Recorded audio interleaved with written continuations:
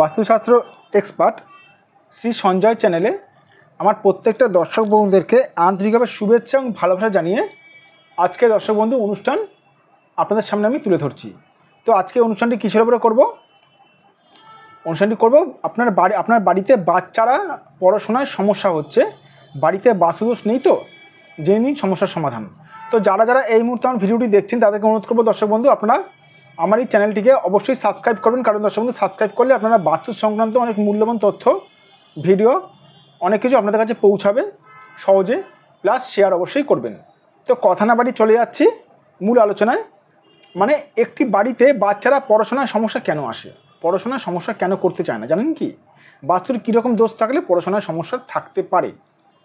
দেখুন বাস্তুর দর্শক বন্ধু বহু রকম দোষ থাকলে কিন্তু বাচ্চাদের পড়াশোনায় কিন্তু সমস্যা হয়, বহু রকম দোষ থাকলে। তাই বহু রকম দোষ নিয়ে যদি আমি আলোচনা করতে বসি তাহলে কিন্তু এই 4-5 মিনিটের ভিডিওতে কিন্তু করাটা সম্ভব নয়।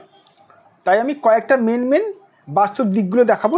সেই দিকগুলো যদি ডিস্টার্ব হয়, মানে পীড়িত থাকে, তাহলে কিন্তু আপনার বাস্তুতে কিন্তু পড়াশোনা কিন্তু বাচ্চা কিন্তু ঠিকমতো কিন্তু করতে চাইবে না। সবার প্রথমে বলে রাখি দর্শক বন্ধু, যদি আপনার এই দিকটা ডিস্টার্ব হয়, ধরুন আপনার উত্তর দিকটা কোনোরকমভাবে পীড়িত আছে, উত্তর দিকটাতে আপনার বাস্তুদোষ হয়েছে, তাহলে কিন্তু আপনার বাচ্চা কিন্তু পড়াশোনা কিন্তু দর্শক বন্ধু করতে চাইবে না। মানে পড়াশোনায় কিন্তু তারা কিন্তু মনোযোগ বসবে না যদি উত্তর দিকটা ডিস্টার্ব হয়। যদি এই কোণটা ডিস্টার্ব হয়, উত্তর পূর্ব কোণ যদি ডিস্টার্ব হয়, মানে উত্তর পূর্ব কোণ যদি পীড়িত থাকে, তাহলেও কিন্তু বাচ্চার কিন্তু পড়াশোনায় কিন্তু সমস্যা আসবে। যদি এই কোণটা ডিস্টার্ব থাকে, এই কোণটা, এটাকে বলে কি? এটাকে বলে দক্ষিণ পশ্চিম কোণ। দক্ষিণ পশ্চিম কোণটা যদি ডিস্টার্ব থাকে, তাহলে কিন্তু দর্শক বন্ধু আপনাদের পরিবারে যে বাচ্চারা যে পড়াশোনা করছেন তাদের কিন্তু সমস্যা আসবে। এমনকি বড়রাও যদি পড়াশোনা করে তবুও কিন্তু সমস্যা আসবে। ঠিক আছে? এবার কথা হচ্ছে, অনেকজন আমাকে জিজ্ঞেস করে থাকেন, স্যার আমাদের বাড়িতে বাস্তুতে বাচ্চারা মানে পড়াশোনা করতে চাইছে না, এই জন্য আমরা টোটকা টিপস করছি। আমি জিজ্ঞেস করি কিসের টোটকা টিপস করছে, তখন ওরা আমাকে বলেন তেজপাতা পোড়াচ্ছে, কখনো সন্দক লবণ করছে। আরে বাবা, কি কোন গ্রহে টোটকা টিপস করছেন? এই দিকটার আলাদা গ্রহ, এই দিকটার আলাদা গ্রহ, এই দিকটার আলাদা গ্রহ, এই কোনটার আলাদা গ্রহ, এই কোনটার আলাদা, কোন গ্রহে টোটকা টিপস করছেন জানি না স্যার। কিসের টোটকা টিপস করছেন জানি না স্যার। বাচ্চা যেন পড়াশোনা করে, এই যে রেজাল্ট 0 আসবে, রেজাল্ট 0 আসবে, দেখে নিন দর্শক বন্ধু, রেজাল্ট 0 পাবেন, 0। কেন জানেন? আপনি রোগ না জেনে টোটকা টিপস করছেন। একটা কথা বাংলায় একটা প্রবাদ আছে দর্শক বন্ধু, বলে রাখি, টোটকা টিপস মানে আমি জাস্ট রোগ নিয়ে বলছি। ধরুন আপনার কোনো রোগ হয়েছে, আপনি জানেন না কী রোগ হয়েছে, কিন্তু আপনি বিনা কারণে ওষুধ খাচ্ছেন। আপনার রোগ হয়েছে, আপনি জানেন না, আপনি বিনা কারণে দর্শক বন্ধু আপনি ওষুধটা খাচ্ছেন, তাহলে কিন্তু আপনি কিন্তু বিরাট মাত্রায় কিন্তু অসুস্থ হয়ে পড়বেন, বিরাট মাত্রায় কিন্তু আপনি কিন্তু অসুস্থ হয়ে পড়বেন। এটা হচ্ছে মোদ্দা কথা।